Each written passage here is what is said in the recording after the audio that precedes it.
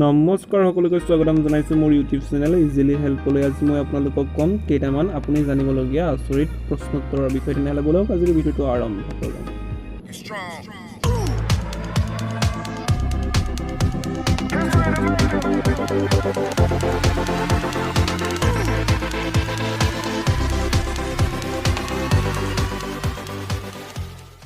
আজিৰ প্ৰথম প্ৰশ্নটো হৈছে পেট্ৰল পাম্পত কিয় মোবাইল ফোন ব্যৱহাৰ কৰিবলৈ নিদিয়ে?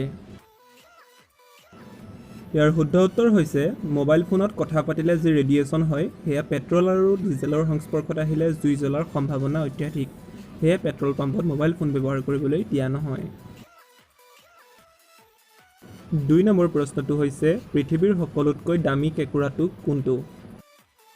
ইয়াৰ শুদ্ধ উত্তৰ হ'ব ক্ৰষ্টেচিয়ন আৰু ইয়াক বিক্ৰী কৰা হৈছিলে জাপানত ৩২,৬৬,০০০ টকাত।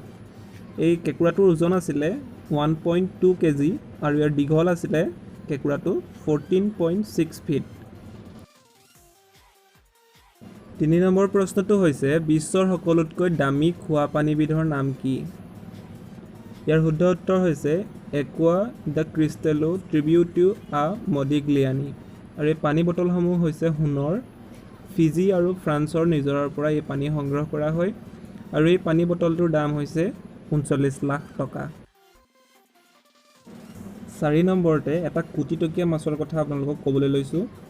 জাপানৰ এজন ব্যৱসায়ীয়ে এটা টুনা মাছ ২২ কোটি টকাত ক্ৰয় কৰিছিলে।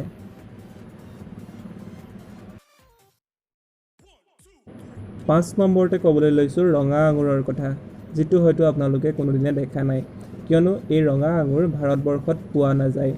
এই আঙুৰ পোৱা যায় জাপানত আৰু ইয়াৰ নাম হৈছে ৰুবি ৰুমন।